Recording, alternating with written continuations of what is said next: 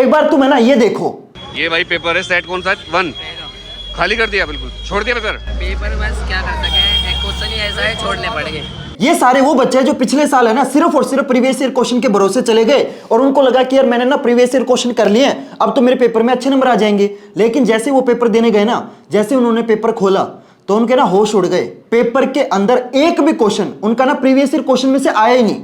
और अब तो ना तुम्हारे सीबीएसई के जो हेड है, जो संयम भारद्वाज सर है, उन्होंने क्लियरली ये चीज बता दी है कि चाहे तुम्हारा सैंपल पेपर हो, चाहे तुम्हारे प्रीवियस ईयर क्वेश्चन हो, उसमें से तुम्हारा पेपर नहीं बनेगा। इस बार का जो 10th का मैथमेटिक्स का एग्जाम था, ना वो सैंपल पेपर में से था, ना वो प्रीवियस ईयर क्वेश्चंस में से था, तो क्या ये सच है? ये सच ही है बिल्कुल। किसने कहा कि वो सैंपल क्वेश्चन पेपर से आएगा? किसने कहा कि वो कहीं पर्टिकुलर जगह से आएगा? आपने क्लास पढ़ा, क्लास में आपको पढ़ाया गया, आपको नॉलेज दी गई, उस नॉलेज पे बेस्ड क्वेश्चन आएंगे। हम Correct. लोगों का प्रयास होता है हम यूनिक क्वेश्चन बनाएं, या तो वो यूनिक क्वेश्चन आएंगे। जितने भी क्वेश्चन पेपर के अंदर आएंगे ना, सारे के सारे आपके यूनिक क्वेश्चन होंगे। समझ रहे हो? मेरे को एक चीज बताओ, ये तुम्हारे ना पिछले साल का मैथ का पेपर है, मेरे को एक चीज बताओ, ये जो तुम्हारा शेडेड पार्ट वाला जो एरिया निकालने का जो क्वेश्चन है, क्या ये तुम्हारे सिलेबस से कट नहीं है? शेडेड पार्ट का एरिया निकालने वाला क्वेश्चन आपके सिलेबस से कट है, तो ये क्वेश्चन कैसे आ गया तुम्हारे पेपर के अंदर? और एक बार मेरे को ये बताओ, ये कौन से साल का प्रीवियस ईयर क्वेश्चन है भाई?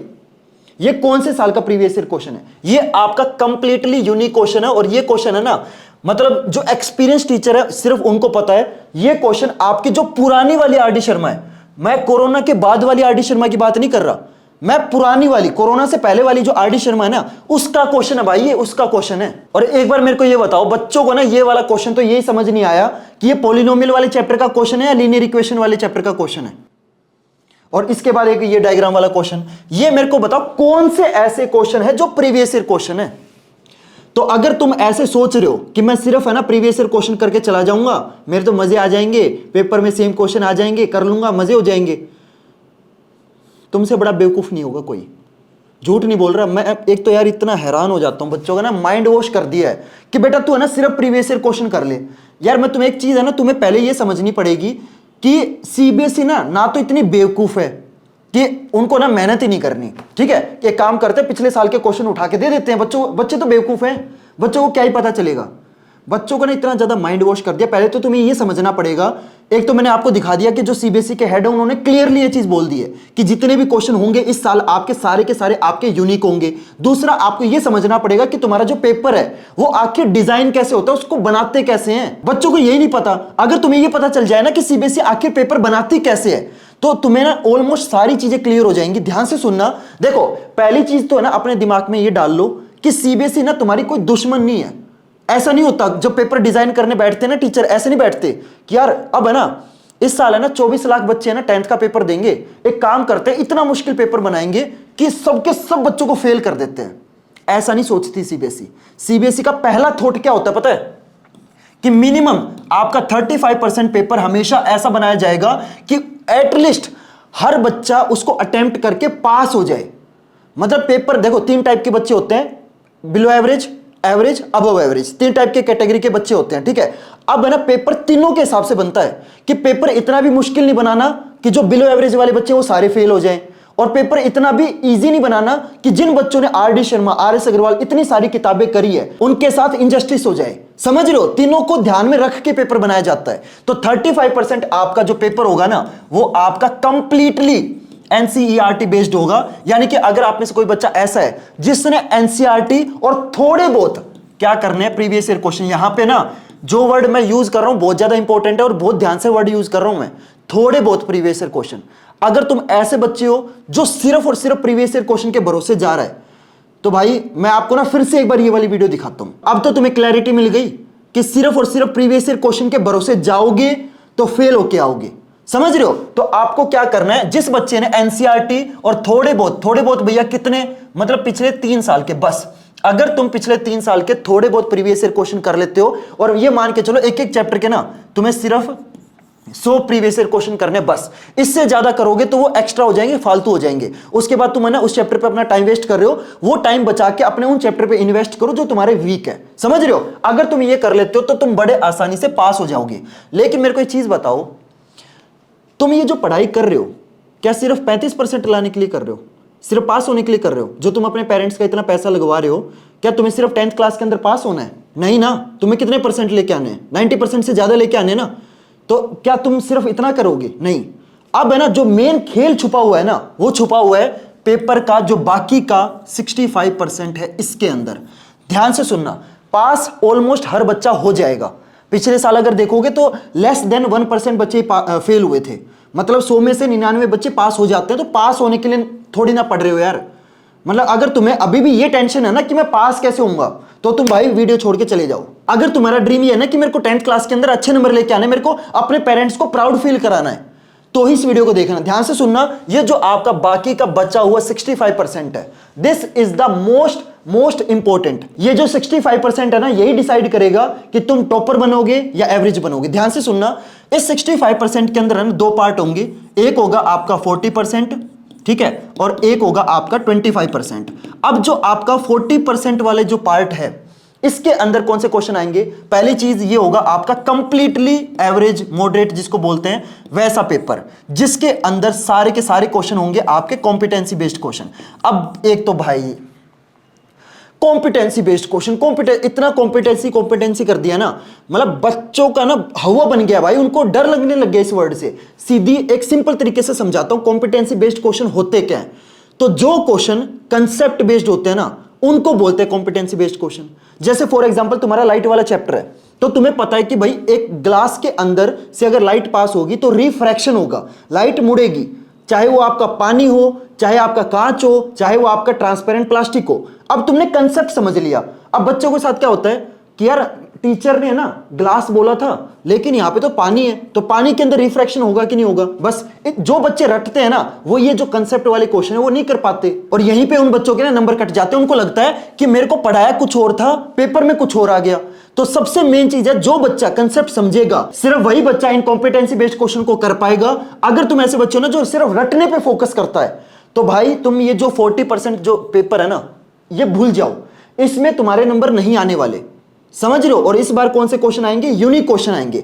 अब जो आपका बाकी का बचा हुआ 25% पेपर है, this is the main paper जो डिसाइड करेगा कि आप टॉपर बनोगे कि नहीं बनोगे। क्योंकि अगर तुमने ये 40% कर लिया, 35% कर लिया, तुम 75% नंबर ले आओगे, तुम मतलब एवरेज कैटेगरी में आ जाओगे, उसकी दिक्कत नहीं है। लेकिन तुम टॉपर बनोगे या नहीं बनोगे ना, ये जो 25% पेपर है ये डिसाइड करेगा। अब ध्यान से सुनना, मैं इस वीडियो की सबसे इंपॉर्टेंट बात बोलने वाला हूं, ध्यान से सुनना, बहुत इंपॉर्टेंट चीज है ये, आपको पूरे यूट्यूब पे लिटरली कोई नहीं बताएगा। सबसे पहली चीज, नए टाइप के क्वेश्चन आएंगे, ठीक है। पहली चीज तो बच्चे ना ये सोचते हैं कि जो कॉम्पिटेंसी बेस्ड क्वेश्चन है ना, यही नए टाइप के क्वेश्चन है। एक बात बताऊं, कॉम्पिटेंसी बेस्ड क्वेश्चन है ना, सीबीएसई 4 साल से पूछ रही है, सिर्फ उसकी जो क्वांटिटी है ना वो इंक्रीज हो रही है। अब मेरे को ये बताओ, जो चीज 4 साल से आ रही है बार बार, क्या वो तुम्हारे नए टाइप के क्वेश्चन में काउंट करे जाएंगे? वो तो पुराने हो गए ना। तो जो कॉम्पिटेंसी बेस्ड क्वेश्चन है वो तुम्हारे एक तरीके से कहीं ना कहीं तुम्हारे प्रीवियस ईयर क्वेश्चन के अंदर ही काउंट करे जाएंगे, वो प्रीवियस ईयर क्वेश्चन का ही पार्ट है। समझ रहे हो मेरी बात? तो जो चीज यार ऑलरेडी 4 साल से पहले मतलब कॉम्पिटेंसी बेस्ड क्वेश्चन देने सीबीएसई ने शुरू कर दिए थे, तो नए टाइप के क्वेश्चन कैसे हुए? तुम्हारे सिर्फ और सिर्फ इस साल 3 टाइप के जो क्वेश्चन है वो आपके नए हैं। पहली चीज, बहुत सारे बच्चे सोचते हैं कि जो असर्शन एंड रीजन वाले क्वेश्चन है वो भी नए हैं, नहीं, ये नए टाइप के क्वेश्चन में काउंट नहीं होंगे। जो कॉम्पिटेंसी बेस्ड क्वेश्चन है वो भी नए हैं, नहीं, वो भी नहीं है। सिर्फ और सिर्फ आपके 3 टाइप के क्वेश्चन ऐसे हैं जो नए हैं, यानी कि जो सीबीएसई इस साल पहली बार पूछने वाला है, ठीक है। जिसमें आएगा पहला आपका रियल लाइफ बेस्ड क्वेश्चन, ठीक है। ऐसे क्वेश्चन जो तुम्हारे कंसेप्ट बेस्ड तो होंगे ही होंगे, साथ में जो तुम्हारे किस टाइप के होंगे, जो तुम्हारे रियल लाइफ के ऊपर बेस्ड होंगे। जैसे तुम्हारा लाइट वाला चैप्टर है, वो तुम्हारा रियल लाइफ के अंदर कैसे यूज होता है, वो सारे क्वेश्चन कौन सी कैटेगरी में आएंगे? तुम्हारे नए टाइप के क्वेश्चन के कैटेगरी में आएंगे, समझ रहे हो। दूसरे हैं आपके सोर्स इंटीग्रेटेड क्वेश्चन, और बहुत सारी बुक्स के अंदर ये क्वेश्चन आपको दे ही नहीं रखे, और तुम्हारे पेपर के अंदर 10% जो क्वेश्चन है ना, वो तुम्हारे सोर्स इंटीग्रेटेड होने वाले हैं, समझ रहे हो, और 10% तुम्हारे रियल लाइफ बेस्ड होंगे। और तीसरे टाइप के क्वेश्चन हो गए तुम्हारे रिस्पॉन्स टाइप क्वेश्चन। तो अगर तुम्हें क्लास 10th के अंदर अच्छे नंबर लेके आने हैं ना, तो तुम्हें सारे टाइप के क्वेश्चन करने पड़ेंगे, सिर्फ प्रीवियस ईयर क्वेश्चन करने से काम नहीं चलेगा। चाहे तुम्हारे एनसीईआरटी बेस्ड क्वेश्चन हो, चाहे तुम्हारे कॉम्पिटेंसी बेस्ड क्वेश्चन हो, चाहे तुम्हारे ये नए टाइप के क्वेश्चन हो, तुम्हें सब कुछ करने पड़ेंगे। और मार्केट के अंदर ना सिर्फ एक ही ऐसी किताब है जिसके अंदर ये जितने भी क्वेश्चन है ना, सारे के सारे आपको मिल जाएंगे, और दैट इज, आप देख सकते हो मेरे पास है ना ओसवाल का ये मैथ वाला क्वेश्चन बैंक भी है, मेरे पास साइंस का क्वेश्चन बैंक भी है, मेरे पास है ना एसएसटी का क्वेश्चन बैंक भी है, और मेरे पास है ना वैसे तो इंग्लिश का क्वेश्चन बैंक भी है, बट मैं ये बुक उतनी रेकमेंड नहीं करता बच्चों को। मेरे हिसाब से यार आपको ना इंग्लिश में इतनी सारी किताबें लेने की जरूरत नहीं है। हालांकि किताब अच्छी है, किताब बुरी नहीं है, लेकिन मेरे हिसाब से आपको ना मतलब इतना पैसा मतलब इंग्लिश वाली किताब पे लगाने की जरूरत नहीं है। लेकिन देखो अगर आपकी इंग्लिश वीक है उस केस में आप ये बुक ले सकते हो। लेकिन मैं बच्चों को जो हाईली रिकमेंड करूंगा ना दैट इज एक तो ये मैथ वाला क्वेश्चन बैंक और एक ये साइंस वाला क्वेश्चन बैंक। और मैं आपको एक चीज बताऊं, वहां पे ना मेरे पास उस टेबल पे कम से कम है ना 10 से 12 अलग अलग पब्लिकेशन के क्वेश्चन बैंक, अलग अलग टेक्स्ट बुक, जितनी भी मतलब किताबें आती हैं सब मैंने पढ़ी हैं, सब मैंने अच्छे से एनालाइज करी है। उसके बाद मैं आपको रेकमेंड कर रहा हूं कि ये जो ओसवाल वाला जो क्वेश्चन बैंक है ना सबसे बेस्ट है। इसके अंदर आपको जितने भी ये जो मैंने क्वेश्चन बताए हैं सारे के सारे आपको इसके अंदर मिल जाएंगे। पिछले 5 साल के प्रीवियस ईयर क्वेश्चन मिल जाएंगे, एनसीईआरटी के जो मोस्ट इंपॉर्टेंट और मोस्ट रिपीटेड क्वेश्चन है वो मिल जाएंगे, सारे के सारे जो कॉम्पिटेंसी बेस्ड क्वेश्चन है वो आपको मिल जाएंगे। और ये जितने भी आपको मैंने 3 नए टाइप के क्वेश्चन बताए हैं ना, response type question, source integrated question और जो आपके रियल लाइफ बेस्ड क्वेश्चन है, सब कुछ आपको इस बुक के अंदर मिलेगा।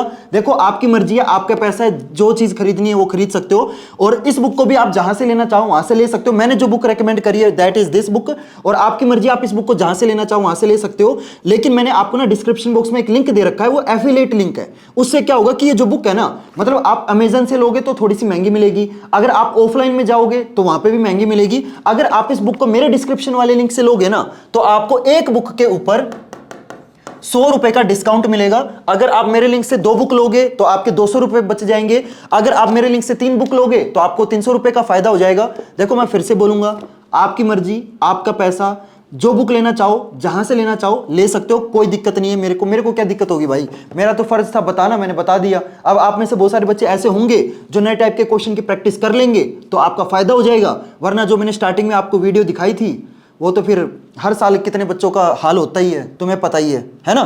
तो इस बुक को परचेज करने का जो लिंक ऑलरेडी मैंने आपको डिस्क्रिप्शन बॉक्स में दे रखा है, जल्दी से जाके इस बुक को परचेज करो। और प्लीज मैं आपसे हाथ जोड़ रहा हूं, प्लीज नए क्वेश्चंस की प्रैक्टिस करो। अब तो यार सीबीएसई ने भी बोल दिया भाई कि सिर्फ और सिर्फ आपके जो यूनिक क्वेश्चन है पेपर के अंदर वही आएंगे।